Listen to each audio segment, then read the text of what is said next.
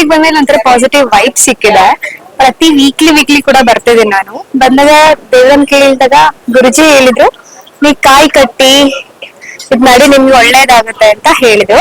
ಹಾಗಾಗಿ ನನಗೆ ಇದು ಫೋರ್ತ್ ವೀಕ್ ಅನ್ಕೊಳ್ತೀನಿ. ನಾನು ಫೋರ್ತ್ ಕಾಯಿ ಕಟ್ಟಿದ್ದೀನಿ, ನಾನು ದೀಪ ಕೂಡ ಹಚ್ತಿದ್ದೀನಿ. ಒಂದ್ ಮನೆ ಒಳ್ಳೇದಾಗಿದೆ, ನನ್ ಮಕ್ಳಿಗೆ ಆಯುಷ್ಯ ಆರೋಗ್ಯ ಎಲ್ಲ ಕೊಟ್ಟಿದೆ. ನನ್ ಮನೆಗೆ ಹುಷಾರಿದ್ದಿಲ್ಲ, ನನ್ ಡ್ಯಾಡಿ ಅವರು ಹುಷಾರಿದ್ದಿಲ್ಲ. ಆಮೇಲೆ ಅವರು ಪರವಾಗಿಲ್ಲ, ಚೆನ್ನಾಗಿದ್ದಾರೆ. ಮನೇಲಿ ಒಳ್ಳೆ ಕಾರ್ಯ ತುಂಬಾ ನಡೀತಿದೆ. ಮನೇಲಿ ಒಂಥರ ಯಾವಾಗ ಜಗಳ ಆಗ್ತಿದ್ರು, ಬಟ್ ಇಲ್ಲಿ ಬಂದ್ಮೇಲೆ ಸ್ವಲ್ಪ ಜಗಳ ಎಲ್ಲ ಕಮ್ಮಿ ಇದೆ. ಇದೆಲ್ಲ ಪಾಸಿಟಿವ್ ವೈಬ್. ಒಂಥರ ದೇವ್ರ ಮೇಲೆ ತುಂಬಾ ನಂಬಿಕೆ ಇದೆ, ರಾಯರ ತುಂಬಾ ನಂಬಿಕೆ, ರಾಯರಿದ್ದಾರೆ ಅಷ್ಟೇ. ಹೌದು ಹೌದು ಹೌದು. ಇದು ಬಂದೆ ಅದ್ರ ಬಗ್ಗೆ ಏನಂದ್ರೆ, ಆ ಕಾಯಿ ಕಟ್ಬೇಕಾದ್ರೆ ಅವ್ರು ತುಂಬಾ ತರ ಓಮ ಅದೆಲ್ಲ ಹೇಳ್ಬೇಕಾದ್ರೆ, ವಿಲ್ ಗೆಟ್ ಸ್ಟ್ರಾಂಗ್. ನಮ್ಮನ್ನ ನಾವೇ ಸ್ಟ್ರಾಂಗ್ ತುಂಬಾ ಹಾಕ್ತಿರಿ.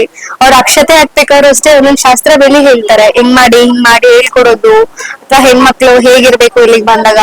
ಮತ್ತೆ ಪ್ರತಿ ಕ್ಷೇತ್ರದಲ್ಲೂ ಕೂಡ ದೀಪ ಹಚ್ಬೇಕಾದ್ರೆ ಯಾರು ತಲೆ ಕಟ್ಟಿ ಅಂತ ಹೇಳಲ್ಲ, ಬಟ್ ಇಲ್ಲಿ ಬಂದಾಗ ದೀಪ ಹಚ್ಬೇಕಾದ್ರೆ ತಲೆ ಕಟ್ಟಿ ಆಮೇಲೆ ದೀಪ ಹಚ್ಚಿ ಅಂತ ಹೇಳ್ತಾರೆ. ತುಂಬಾ ಜನ ಬರ್ತದೆ. ನೀವು ಬನ್ನಿ, ನಿಮ್ಮ ಕಷ್ಟಗಳೆಲ್ಲ ಹೇಳ್ಕೊಂಡು ತಾಯಿರಿನ ಆಶೀರ್ವಾದ ಪಡೀರಿ.